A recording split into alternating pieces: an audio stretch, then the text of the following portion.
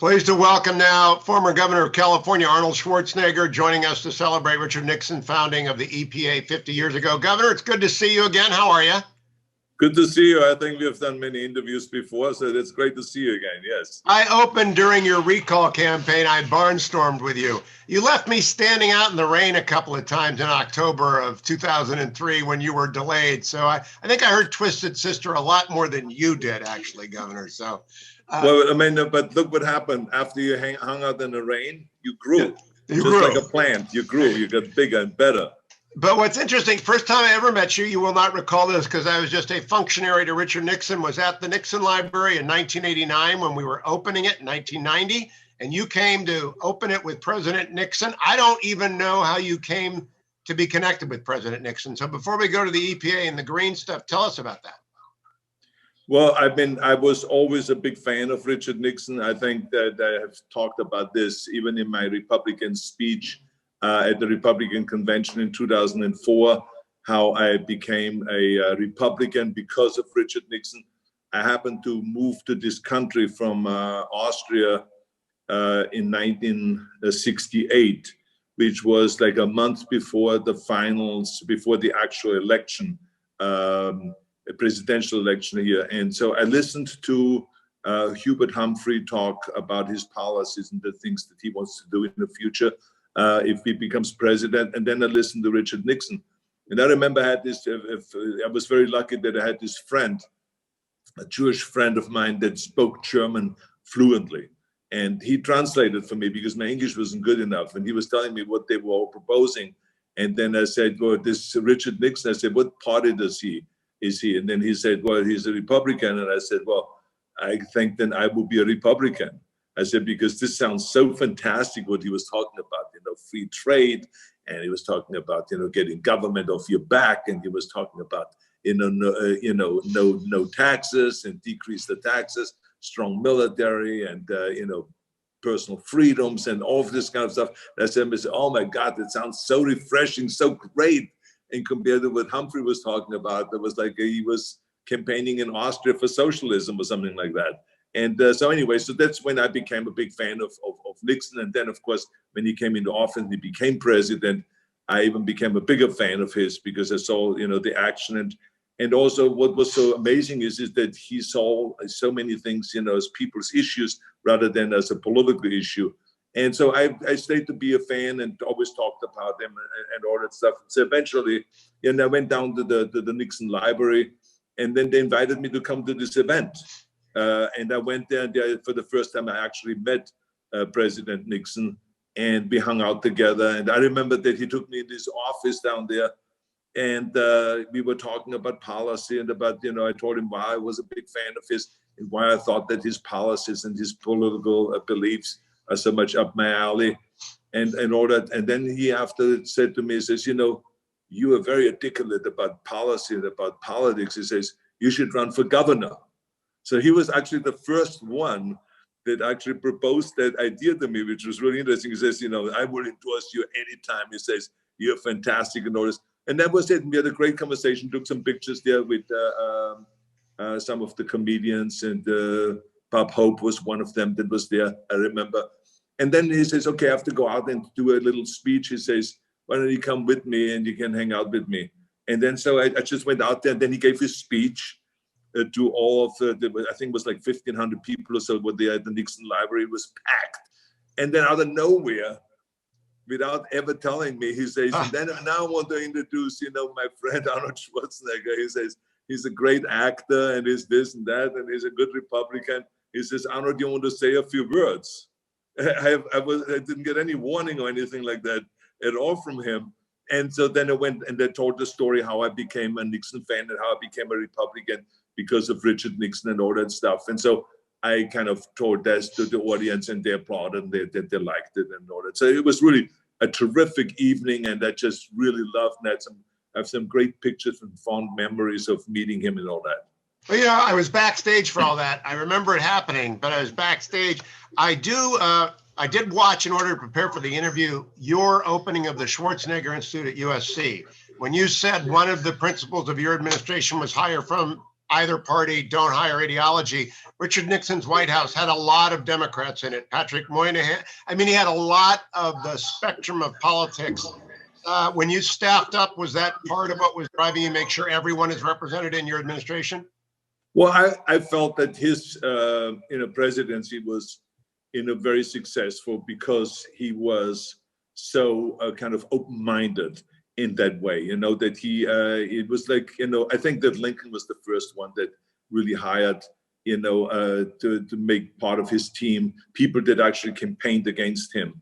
And so I think that whole idea of really having a diverse group, people that maybe don't agree with you, but that give you a good insight of a different point of view, I think is very healthy and good. And I did, because of Richard Nixon, when I saw him doing that, I was always a believer that that's a good idea and to be inclusive. And that's what I did when I became governor then. I had Democrats there. I had declined to state people there. I had Republicans there.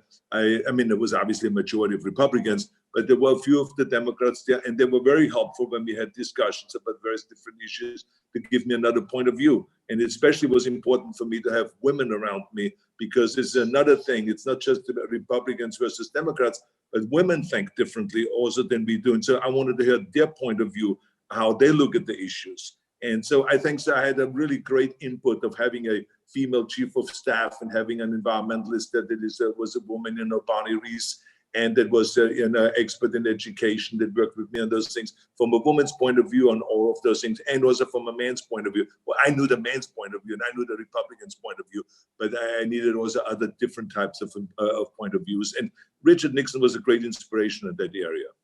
Before I turn to the environmental legacy of President Nixon and you, behind me is my studio, and the map of Ohio is embedded in my my display because I'm from the Buckeye State. The Arnold Sports Festival was actually the canary in the mine for this country for COVID.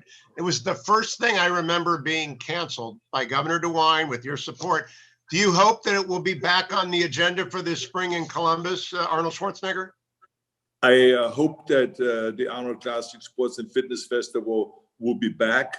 If it will be back exactly in beginning of March, or if we would delay it a few months, we don't know yet, because we don't know yet what's going to happen with the coronavirus and what effect it's going to have when we get the vaccine in orders. But Ohio has been a fantastic place for the World Championships in bodybuilding, and we have 88 sports activities there with over 22,000 athletes every year. So it was really, like you said, the coronavirus made us really reduce it down to just participants and spectators in the sports competitions, but not having the fitness expo anymore, which really attracts 250,000 people. But we are going to continue on. Ohio is a great place to hold those competitions, and we of course want to create a good balance to keep people safe, not to create an environment where we have large gatherings, but at the same time have the competition sometimes. So we just have to wait and see what the experts in Ohio say. When is it safe to do that, what we have planned to do. I just hope you keep it in the Buckeye State, Governor. Let's go to the environment. We're celebrating the 50th anniversary of EPA today. We've had Administrator Wheeler here. We've talked with former administrators before we talked with you. When you were governor, you became sort of the green governor. It surprised a lot of Republicans. I among them. I was living in California then, and I said, what is Arnold up to? I didn't know about the climate stuff. I didn't understand it. I'm not a climate denier. I just believe in the market. What was your agenda when it came to the climate issues that you championed when you were governor? I think that it has to do with what Richard Nixon and Ronald Reagan talked about. It was not so much about climate change, even though this was information that was given to me when I became governor. And I met with the scientists and the university leaders that dealt with this subject. But to me, it was much more about smog and about pollution. And I remember Ronald Reagan created the Air Resources Board back in 1967, 68, because of pollution. He did not talk about climate change, and we didn't even know about those kind of things at that time. But it was pollution. They wanted to, he was a common sense kind of a man that said, look, I see pollution out there. I don't see a Republican pollution or Democratic pollution. I just see pollution. And I want to get rid of it. I think it's our responsibility to do something about it. And the same is with Richard Nixon. He felt the same way. Look, I go out to California. They have the oil spills. Remember that in 68, 69, they had the oil spills. And right after he became president, he came out here and he inspected the hugest oil spill out here. And I remember walking around on Venice Beach and having my feet always full of tar because of the oil spill and all this. And so he was concerned. It just showed you that he was concerned about, keeping the world clean, keeping this country clean, getting rid of fossil fuels, and fighting those kind of things that pollute our cities and our oceans and our country. And so to me, it was about that. It was, let's get rid of pollution, let's terminate pollution. And that a lot of times means, getting rid of fossil fuels and switching over to renewables and stuff like that. So it's more common sense things. And then, of course, later on, I got more and more into also the climate change that we saw what effect is going to have in the future. And so, but it was, remarkable of how advanced, those guys were, like Ronald Reagan and Richard Nixon. I mean, Richard Nixon on a national level, if you think about it, to have already in 1971 to celebrate Earth Week. I mean, most people say that the important thing that you're doing this program today is that people have to really learn a little bit about the history, because most people, they remember Nixon, for Watergate. But this was, to me, what I remember Nixon for is those kind of unbelievable, powerful visions that he had back in 1970 already, when he gave the State of the Union address. And he talked about, this, so eloquently about how we have to have 50% more success in the next 10 years. But he says we cannot do it and be successful and, ruin our environment.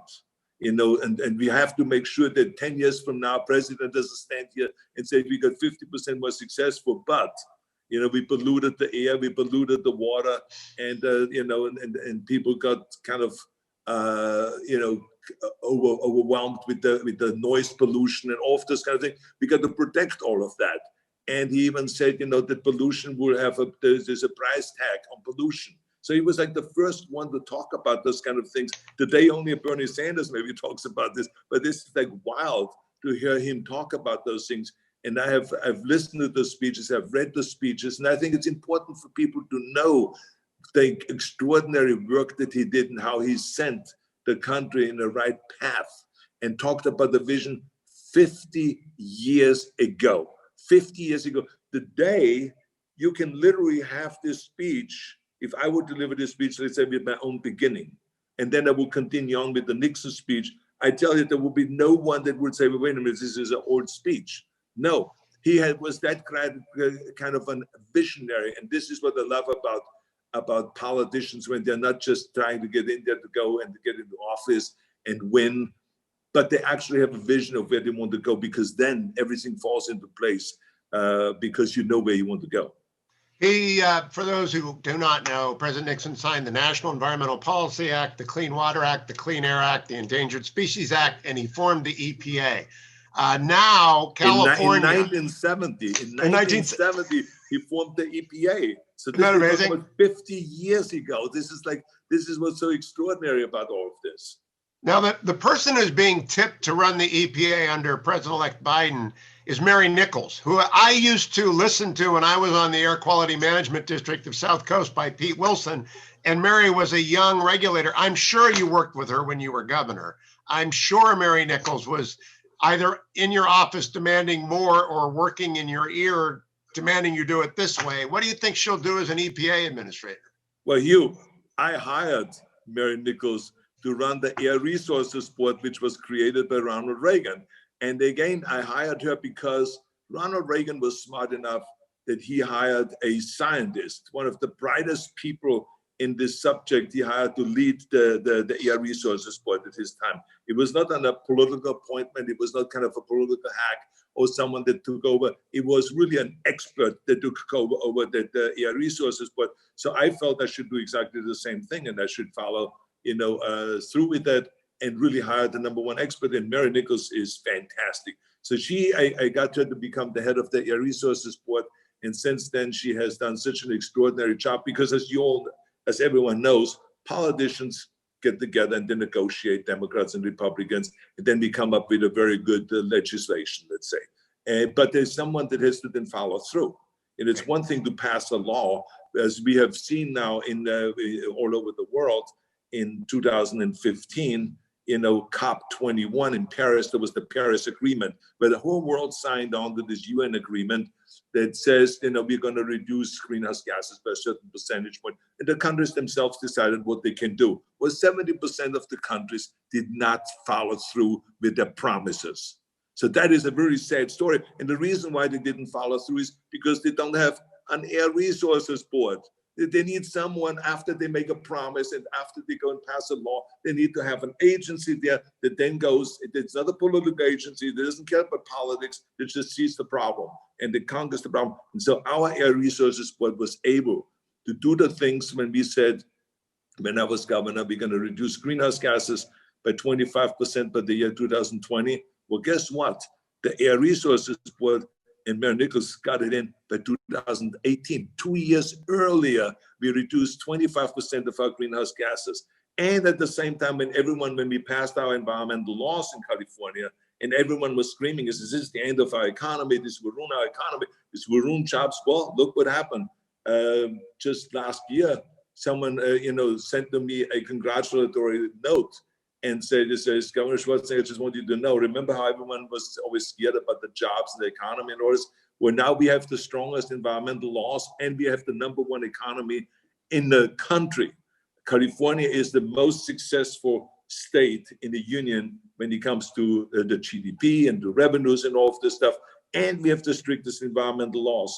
So it is very clear that we can do both, that we can protect, like Nixon says, we got to go and move forward and be successful, but not in the expense of our environment. We got to protect our environment at the same time, and water, air, and all of those kind of things that we talked about. And so that's what I basically did. So Mary Nichols is a big, big star.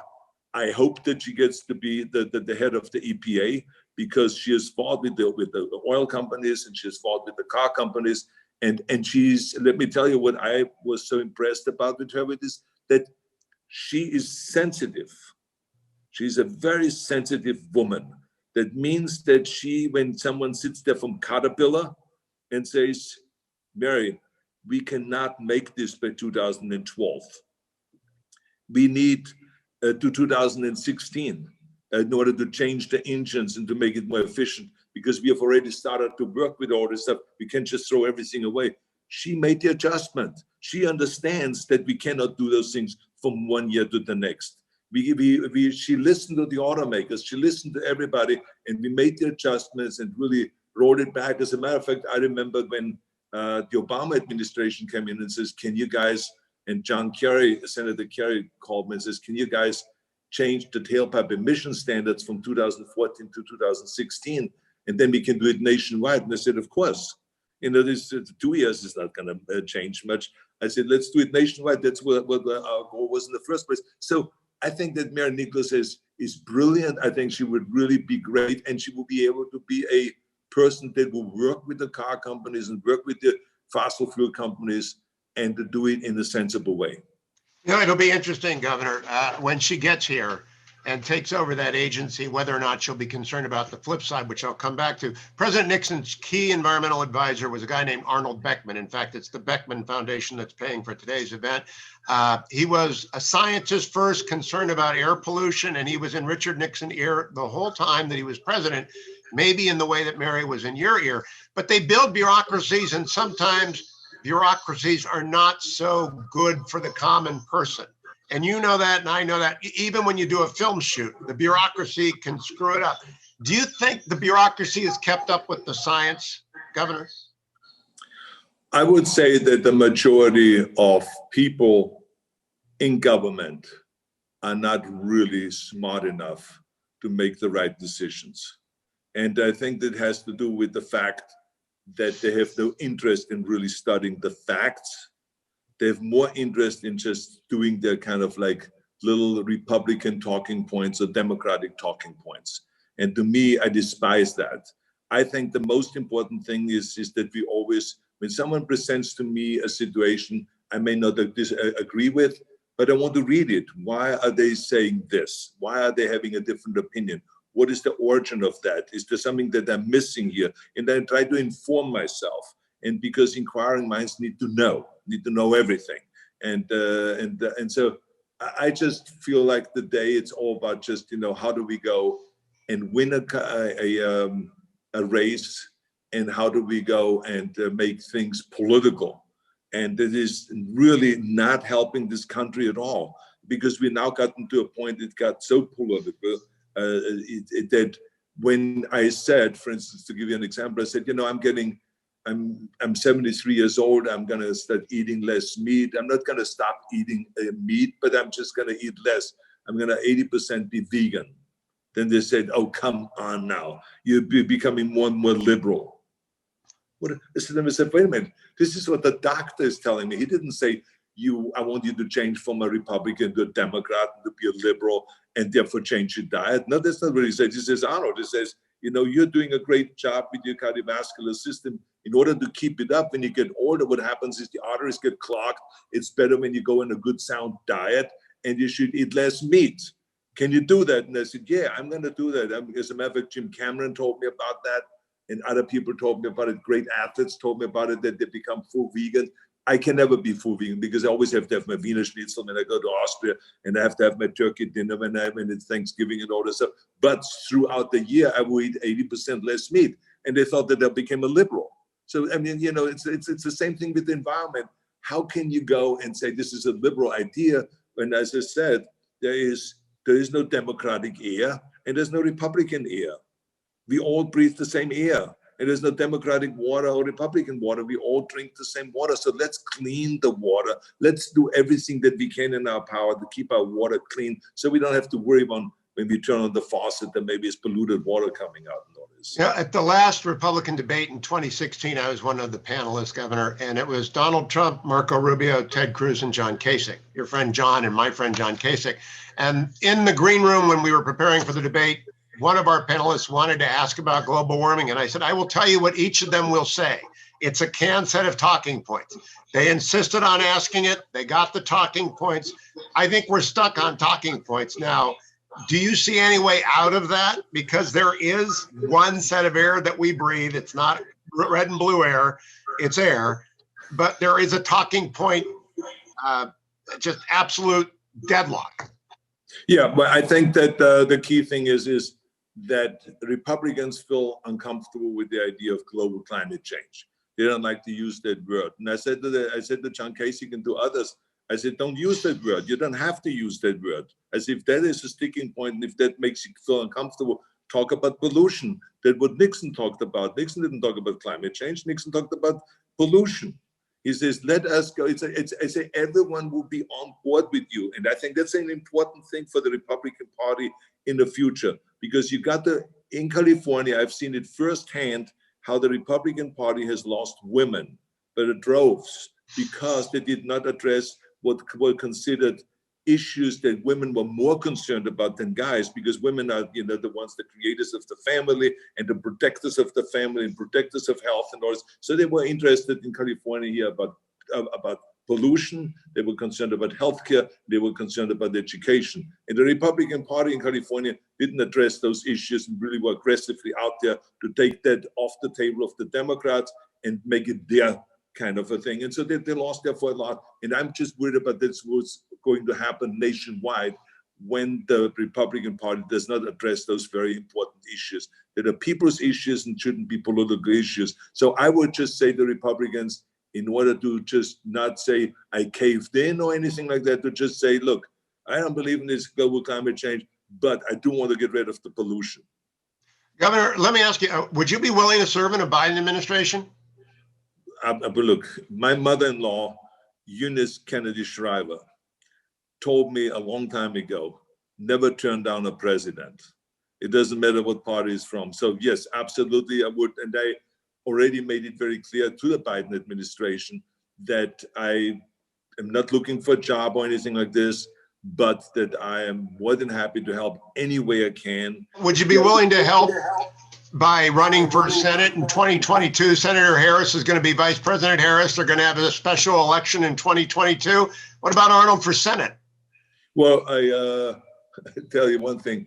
I have in this coming year, I have already signed an agreement to do a TV series, which is kind of like a True Lies TV series about being a spy, a super spy with some comedy and action and all that stuff, which I'm really looking forward to. So I'm not looking for another political job or anything like that. What I'm looking for basically is just to be helpful. That's why we created the Schwarzenegger Institute, and to have symposiums there, and to have kind of gatherings where the brightest minds come together and talk about those very important issues. If it is pollution, if it is healthcare, universal healthcare, or if it is political, reform, or if it is immigration reform, any of those kind of issues we discuss there, or equality in America, which is another very important issue that I think needs to be addressed. So these are the kind of things I'm interested in,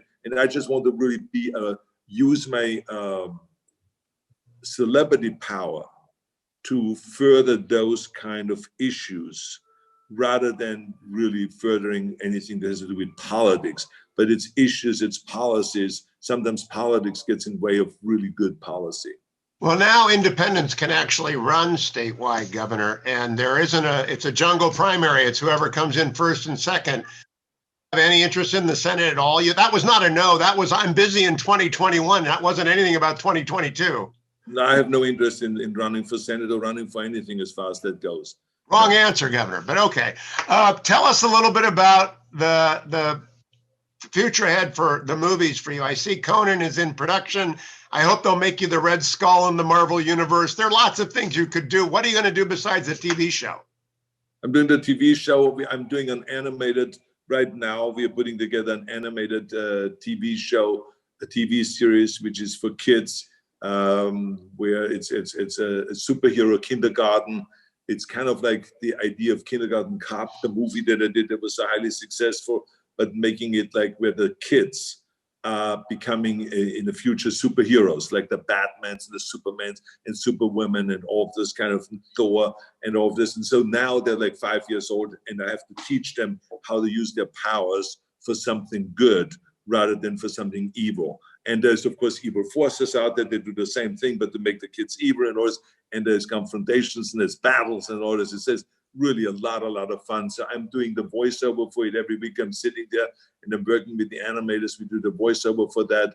And it's basically my character from Kindergarten Cop that is teaching this. And I was an ex kind of a superhero myself, now retired, and I'm the teacher of those kindergarten kids that have superpowers. That's a good concept. Well, then let me close on politics. Richard Nixon, Ronald Reagan, Arnold Schwarzenegger, Pete Wilson, 4 governors, 3 governors and a president. Is the Republican Party in California dead? Well, potentially no. Potentially, I think that it has, if there's good leadership there, they can really come back. But you have to address the issue that they're facing California.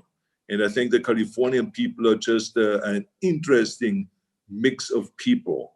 And I found out when I was governor, which means that they can be very, very conservative in some ways, like, for instance, voting for capital punishment.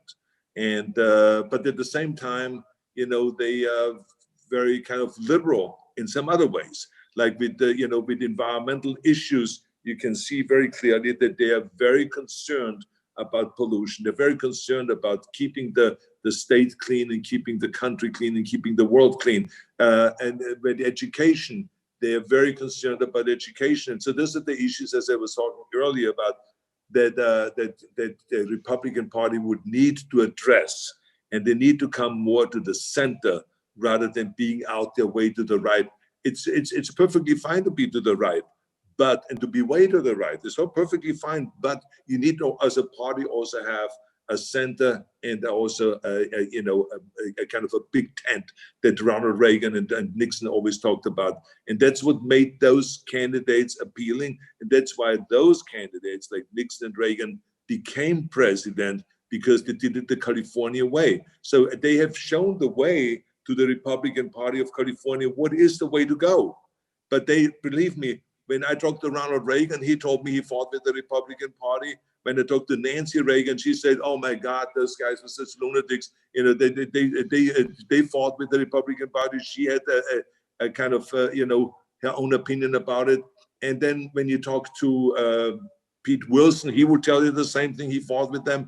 And when you talk to you know, Richard Nixon, I'm sure he fought with them. I didn't talk to him about that subject, but every one of those guys had their own little problems with the party because they were so extreme, and that's not California. And so you will lose. And that's why you see now that the Democrats have an absolute majority, and you know, in Sacramento. And it's a shame because it does not serve the state well when you have an absolute majority. As a matter of fact, it doesn't even serve the state well when you have a, you know, a majority that much. I think it is much better when there's a real balance, that sometimes Republicans win, sometimes Democrats win, because that's what makes it then competitive. There's no more competition now. Yeah, you know, Governor Newsom. You know, and I know that competition is what creates excellence. The competition is what creates performance. And this is why we need competition in this state again, in order to get rid of some of this stupid dialogue that they have about tax increases and about doing this and that.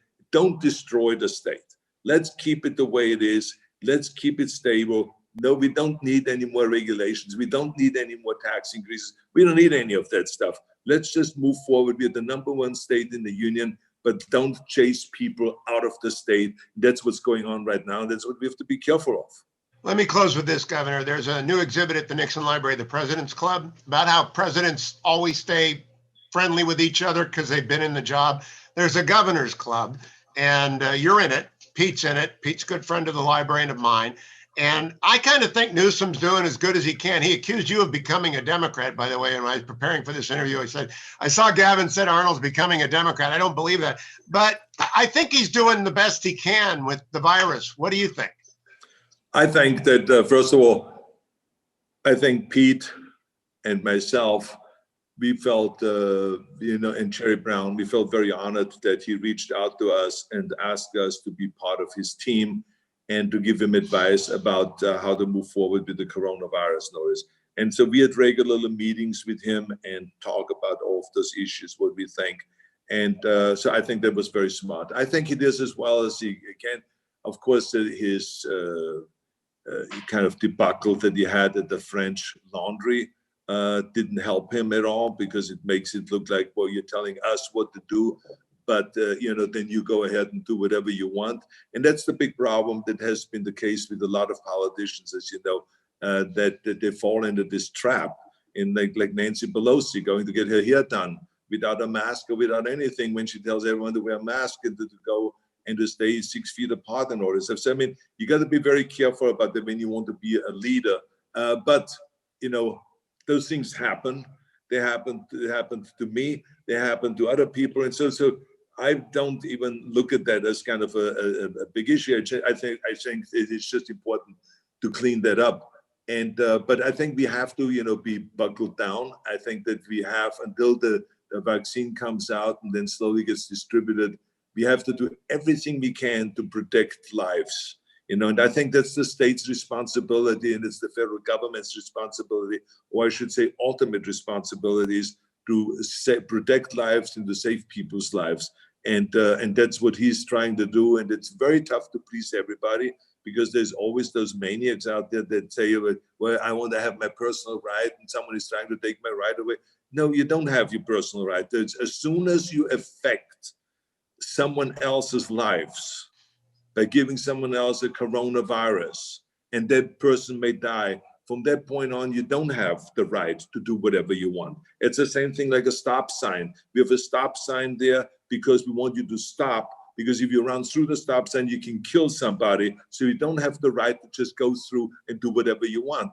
And it's like, to be considerate to other people. It's selfish to other people. It's selfish to just think about yourself and about your rights and all this stuff.